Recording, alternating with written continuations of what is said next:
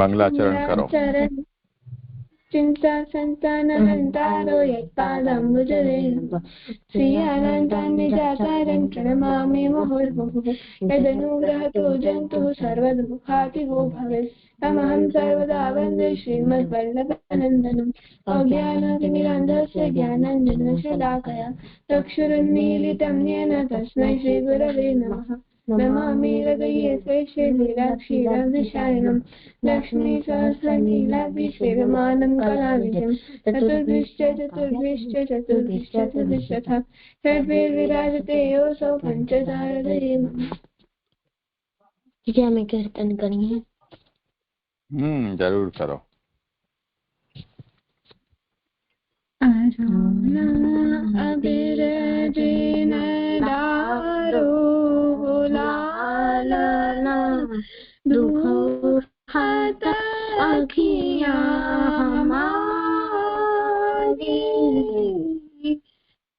कहानी गुलाला परो आँखिन में अजो ना गई पिया सारी अरुणा बिराजेन दारो लालना दुखत अखियाँ हमारी सब सखियाँ न मिली मतो मत्यो है अब की देर फिर देवो तारी हाहाकारता हो पैया परती अब तेरी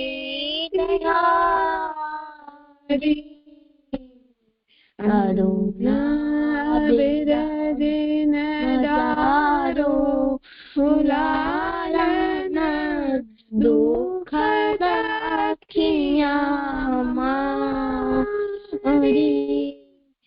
हिले मिली खेलो पिया हम सो मानो सीखा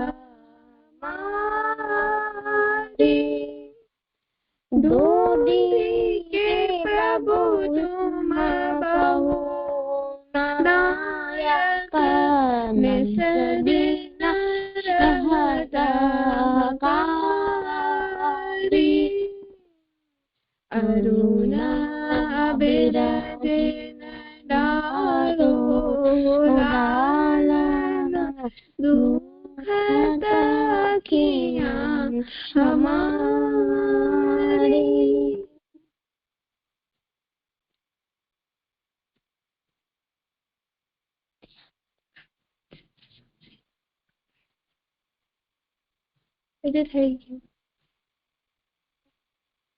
આમાં શબ્દ છે ને કીર્તનમાં હંકારી શબ્દનો મતલબ શું થાય? એમાં એમ છે કે ધોંધી કે પ્રભુ તુમ બહુ નાયક નિસ્દિન રહત હંકારી, તો હંકારી નો મતલબ નહીં નિષદિન રત હંકારી નહીં, અશુદ્ધ હશે પુસ્તકમાં. હમારી એવું હશે.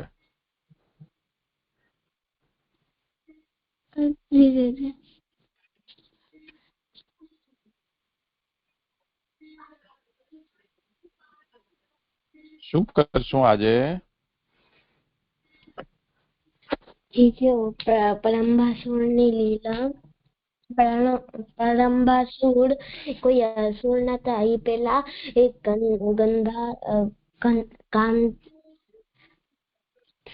દેવતા જ હતા.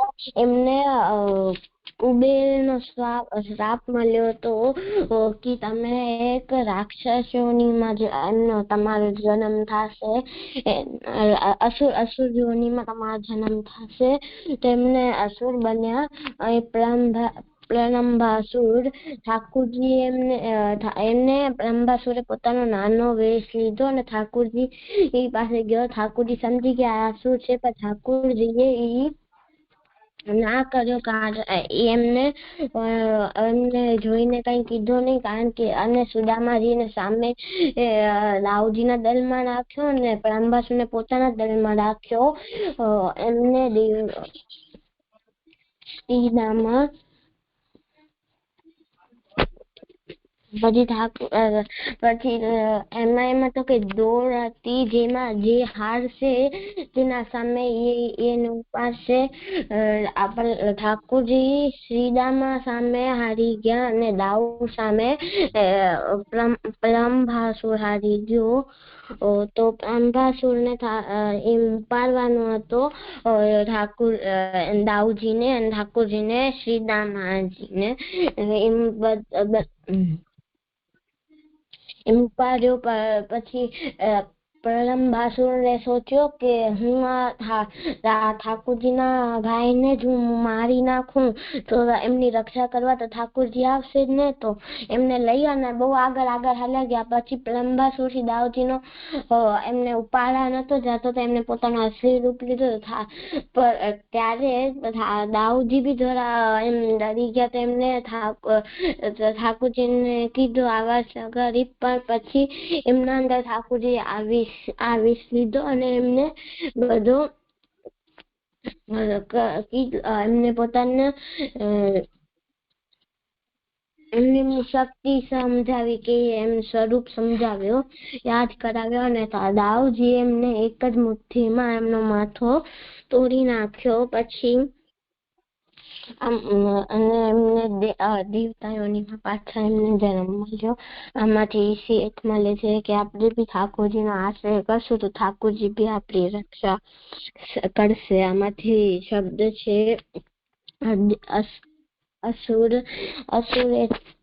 એટલે કે જે દેવતા ના હોય, દેવી જીવ ના હોય તે અસુર. અસુર એટલે દેવતા અને અસુર એટલે દેવતા અને અસુર એટલે કે દેવતા જે દેવતા ના હોય. પછી બીજો શબ્દ છે દેવતા. 33 કોટી દેવતા હોય છે. કોટી એટલે કેટેગરી, કક્ષા. ઇન્દ્ર એક છે, બૃહસ્પતિ એક છે, વસુ 8 છે, રુદ્ર 11 છે અને આદિત્ય 12 છે. વસુ ટોટલ ગણ દેવતાઓ 31 છે. પછી દેવરાજ ઇન્દ્ર 32 અને દેવગુરુ બૃહસ્પતિ 33. વસુ રુદ્ર આદિત્ય ગણ દેવતા છે. ગણ દેવતા એટલે ઘણા દેવતાઓનું ગ્રુપ છે. એક ગ્રુપ નું નામ વસુ, બીજા ગ્રુપ નું નામ રુદ્ર, ત્રીજા ગ્રુપ નું નામ આદિત્ય. આભાર.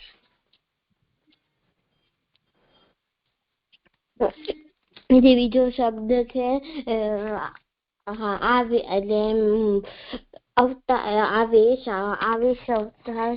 આવેશ અવતાર એટલે કે ઠાકોરજી કોઈકના અંદર પ્રવેશ કરી અને કોઈ એક કામ પૂરો કરીને પછી પાછા આવી જાય તો એને આવેશ અવતાર કહેવાય છે. અને આવેશ અવતાર કહેવાય છે. આવેશ અવતાર થોડી વાર સુધી જ હોય. હજી બે પ્રકારના અવતાર હોય, એ પૂર્ણ અવતાર અને ગુણ અવતાર અને અંશ અવતાર. પૂર્ણ અવતાર એટલે કે જે ઠાકોરજી પોતાના પૂર્ણ રૂપે અવતાર જે લીધો એને પૂર્ણ રૂપે અવતાર કહેવાય. ઈ રામજી અને ઠાકોરજી. અને અંશ અવતાર એટલે કે ઠાકોરજીએ કોઈ પોતાનો ગુણ કે શક્તિ નાખી હોય ઈ અંશ અવતાર, જેમ કે પરશુરામજી. અને ત્રીજો આ જીજી છે પેલા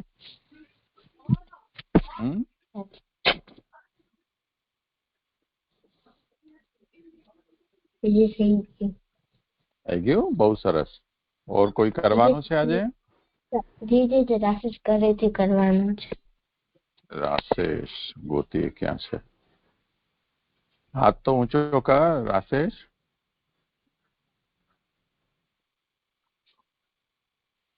ધન્યવાદ. પ્રણામ જીજી. હા રાશેષ. જીજી મેં આજે નથી કરી. નથી કર્યું?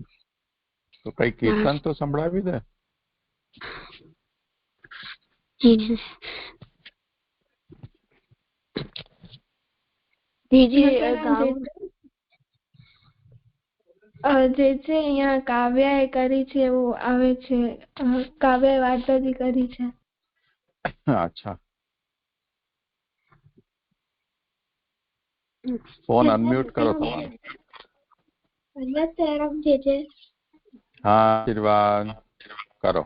મેં આજે પૂતનાની વાર્તા કરી છે. હે તો તારો ફોન એકદમ યા તો પાસે રાખ અને સ્પીકર બંધ કરી દે. ઇકો આવે છે યા તો ઇયરફોન લગાવ. અચ્છા એક મિનિટ.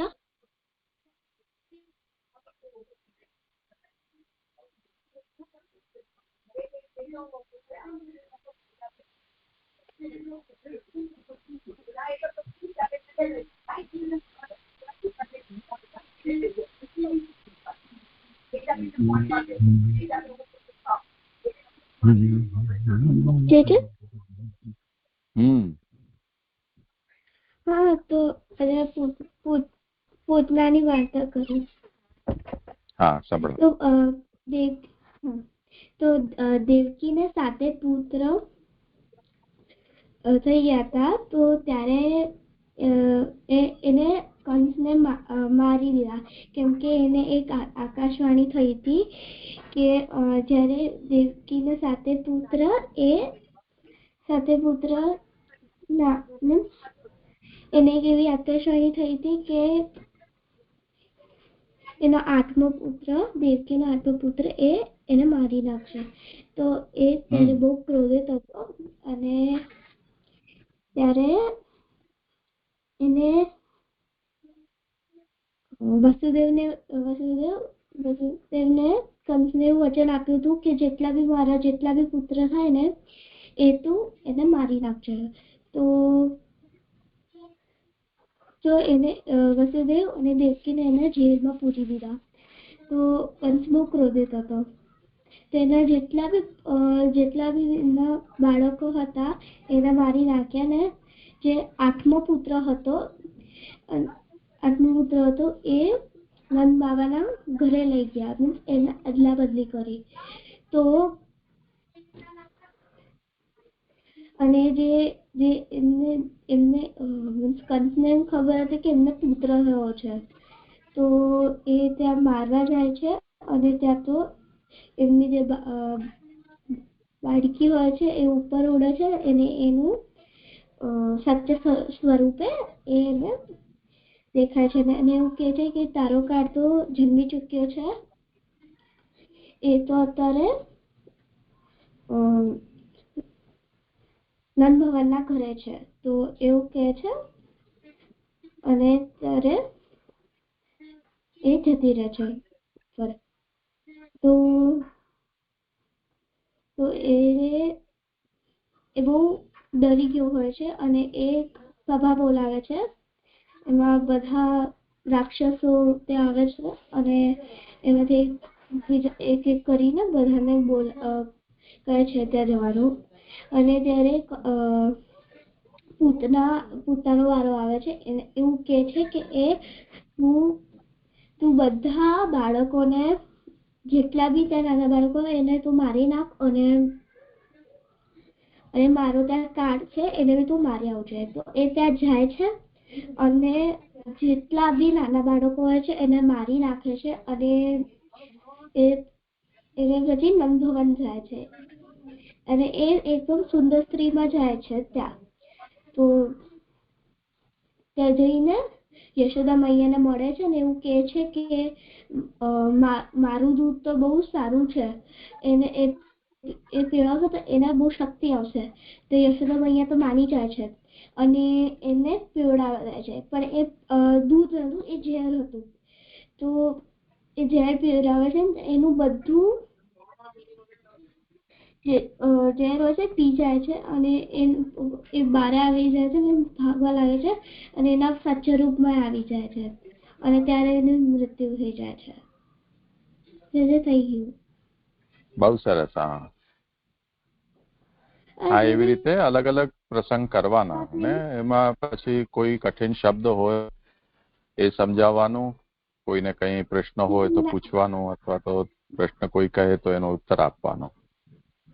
મને એક પ્રશ્ન છે કે એનું પૂતનાનું એને પિછલા જન્મમાં એવું કર્યું શું હતું જે એનું નામ પૂતના થયું? તારો અવાજ એટલો ધીમો છે, મને બહુ સ્પષ્ટ સમજાતું નથી. ફોન યા તો હાથમાં રાખીને બોલ, મોઢા પાસે એકદમ. હા, તો એમાં મને એવું ખબર ના પડી કે એમણે પિછલા જન્મમાં એવું શું કર્યું છે એનું નામ પૂતના પડ્યું? નહીં, પાછલા જન્મથી આને કોઈ સંબંધ નથી. અચ્છા, તો એનું નામ પૂતના કેમ પડ્યું?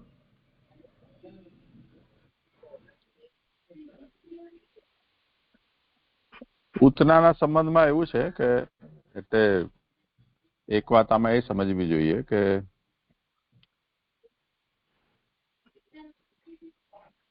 જ્યારે પૃથ્વી ઉપર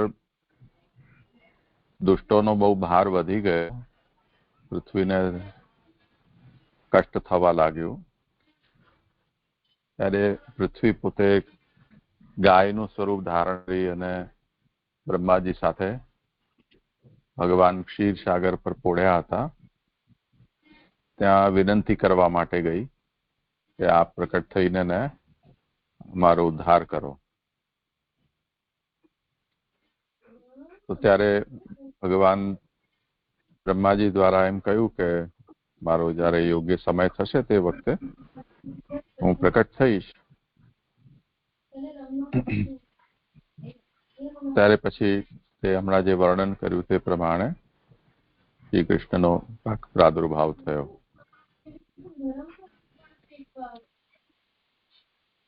ત્યારે કંસનો ત્રાસ હતો અને જ્યારે કંસે આકાશવાણી સાંભળી તો એને એમ થયું કે હવે ભગવાન વિષ્ણુ છે એ પ્રકટ થઈ રહ્યા છે, તો મારું મૃત્યુ હવે નિશ્ચિત છે, તો હું કઈ રીતે એ મૃત્યુને બચાવી શકું કે મૃત્યુને ટાળી શકું. તો એના માટે એને એ ખબર પડી કે દેવકીનો પુત્ર ક્યાંક જન્મી ચૂક્યો છે, શ્રી કૃષ્ણનો જન્મ ક્યાંક થઈ ગયો છે. તો એણે એવો આદેશ આપ્યો કે આ દિવસોમાં જેટલા પણ બાળકોનો જન્મ થયો હોય એ બધા જ બાળકોને મારી નાખો. એમાં મથુરાના હોય, ચાહે ગોકુળના હોય, ચાહે કોઈ પણ આસપાસના પ્રદેશના હોય, જ્યાં જ્યાં સુધી હતું ત્યાં બધાના જ બાળકોનો વધ કરવાનો એણે આદેશ આપી દીધો. તો જે કંસ છે એ એક કાલનેમી એ નામનો એક રાક્ષસ હતો, તો એનું રૂપ કંસ હતો.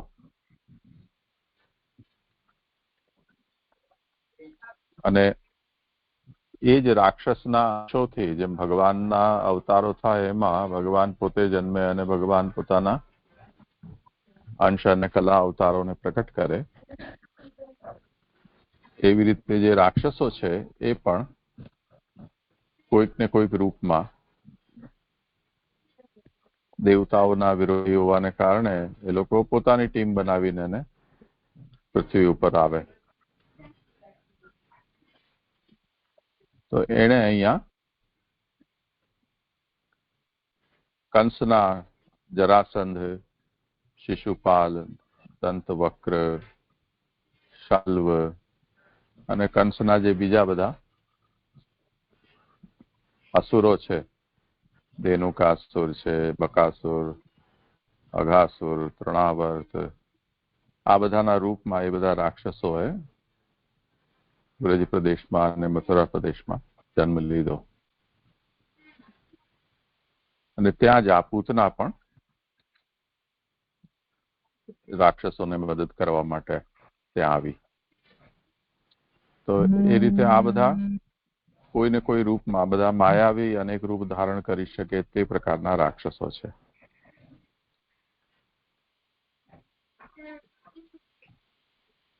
પૂતના શબ્દ જે છે એનું નામ એ રીતે શા માટે પડ્યું એ અને કોણે પડ્યું એનું તો કોઈ વર્ણન નથી મળતું, પણ સામાન્ય એનો અર્થ એવો થાય કે જે પુણ્ય વગરની હોય, એટલે જેમના અંદર કોઈ સદગુણ ન હોય, બધા દુર્ગુણો વાળી હોય, તે પૂતના.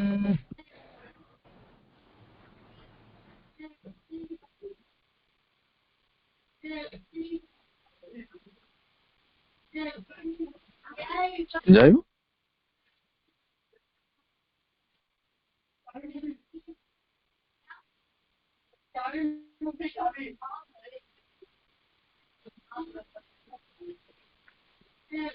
સારું, ચાલો આજે અહીંયા વિરામ રાખીએ. તમારો ફોન મ્યુટ હશે તો તમે બોલતા હશો તો અવાજ નહીં આવે મને.